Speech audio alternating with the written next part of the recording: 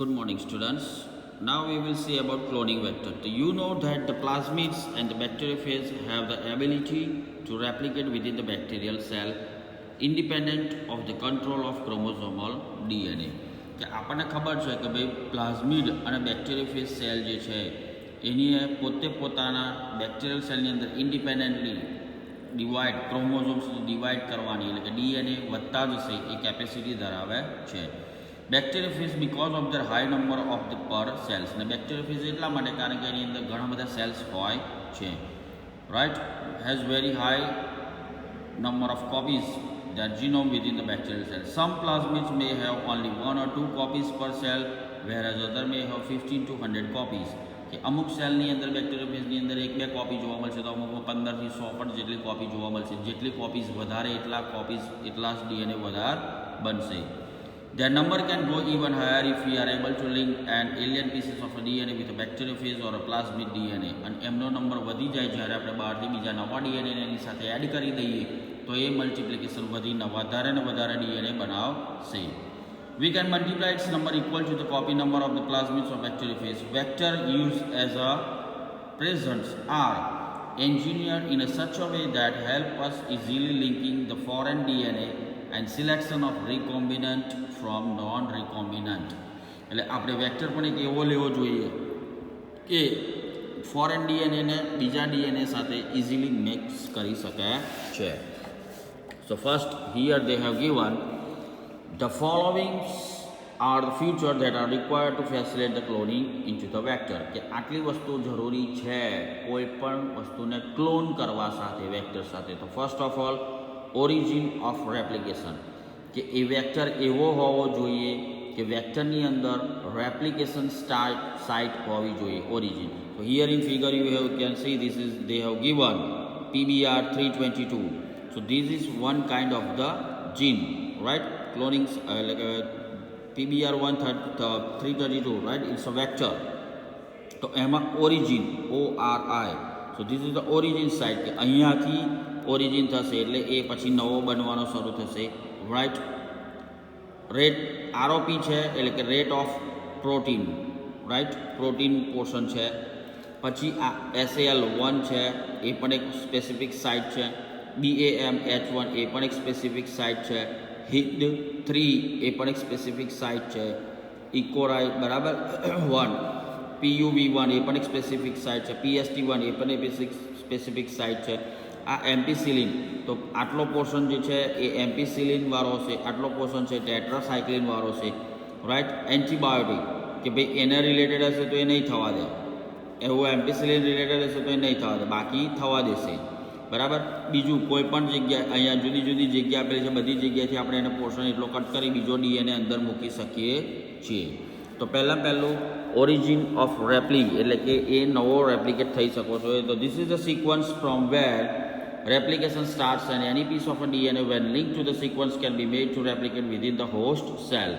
This sequence is also responsible for controlling the copy number of a linked DNA. So if one wants to recover many copies of a target DNA, it should be cloned in a vector whose origin supports high number of copies.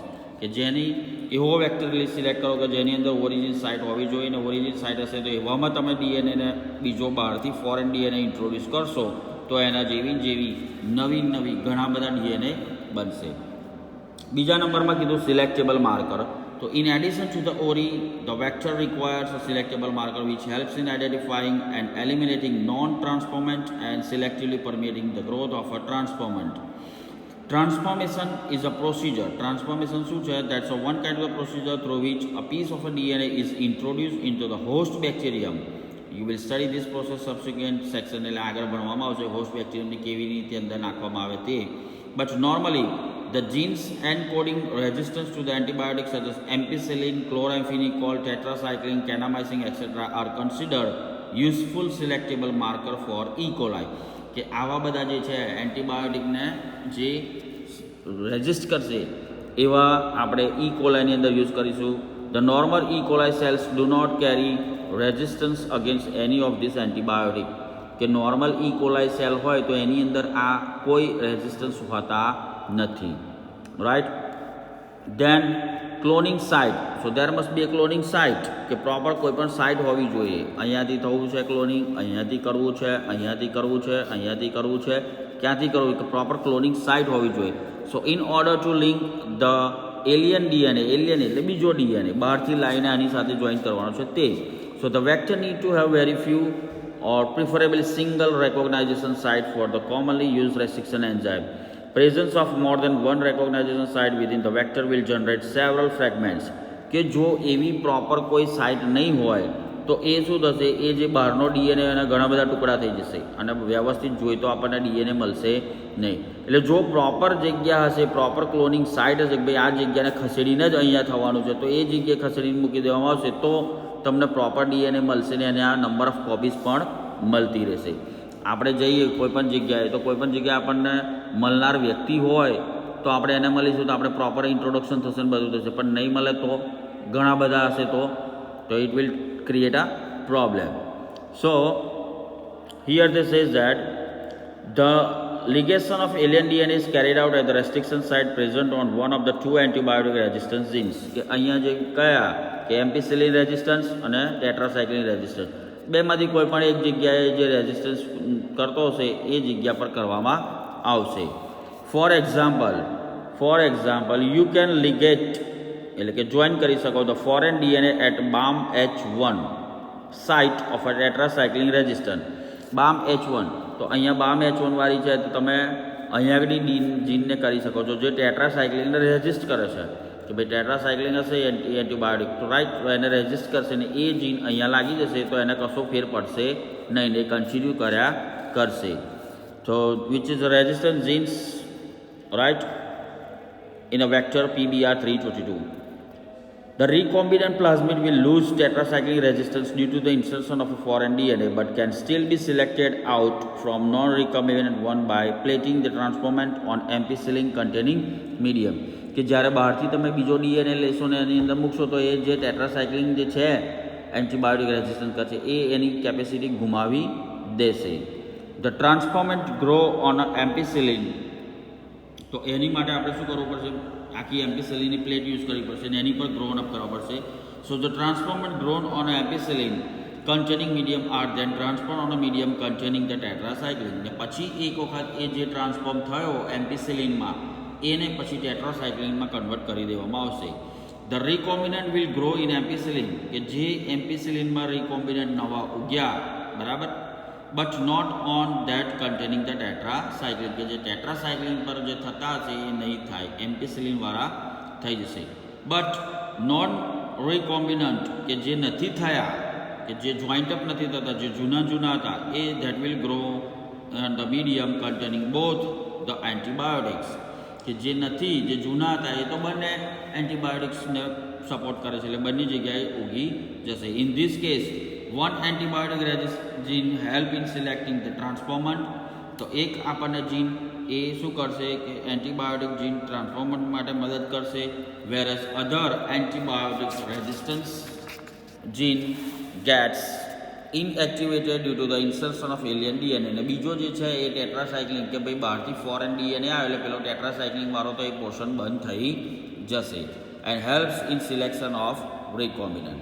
Now, selection of recombinant due to the inactivation of antibiotic is a cumbersome procedure because it requires simultaneous plating on two plates having different antibiotic. કે આ એક procedure છે પણ થોડીક તકલીફવાળી છે because કારણ કે એમાં બબ્બે પ્લેટ લેવી પડે છે, બબ્બે પ્લેટ લઈને બબ્બે વખત જીન અલગ અલગ મૂકવા પડે છે, ફોરેન જીન મૂકવા પડે, એક ઉપર થશે એક ઉપર નહીં થાય, right. So therefore, the alternative selective marker have been developed which differentiate recombinant from a non-recombinant on the basis of their ability to produce color in the presence of chromogenic substrate. એટલા માટે કયો recombinant થશે ને કયો નહીં થાય એ વસ્તુને પહેલેથી જ આઈડેન્ટિફાઈ કરવા માટે આપણે કલર ક્રોમેટોજેનિક સબસ્ટ્રેટ યુઝ કરીએ છીએ. ઇન ધીસ એટલે આ મેથડની અંદર recombinant DNA is inserted, કે જે DNA recombinant છે inserted within the coding sequence of the enzyme beta galactosidase, કે beta galactosidase જે કોડ હશે એ સિક્વન્સ વાળો ઇન્ટ્રોડ્યુસ કરવામાં આવશે. This result into inactivation of enzyme which is referred to as insertional inactivation કે આના લીધે થઈને એ એન્ઝાઇમને લઈને insertional inactivation જે થશે તે બંધ થઈ જશે. The presence of chromogenic substance gives blue color colonies if the plasmid in the bacteria does not have an insert કે જો એની અંદર કોઈ બીજા ઇન્સર્ટ નહીં કરેલા હોય તો બ્લુ કલરની કોલોની થશે. Presence of insert results into the insertional inactivation of alpha galactosides and the colonies do not produce any color. These are identified as recombinant colony. આ રીતે આપણે recombinant colony છૂટી પાડી શકીએ છીએ. Next step is vector for cloning gene in plants and animal. તો અહીંયા plants અને એનિમલની અંદર કયો વેક્ટર યુટિલાઇઝ કરીશું જેથી આપણે અંદર ઇન્ટ્રોડ્યુસ કરીએ. તો you may be surprise to know that we have learn this lesson from transforming gene into the plants and animal from bacteria and virus which have known this for ages. How to deliver genes to transform eukaryotic cells and force them to do what the bacteria or virus want. For example, Agrobacterium tumefaciens, a pathogen of several dicot plant, is able to deliver in a piece of DNA known as tDNA to transform normal plant cell into the tumor.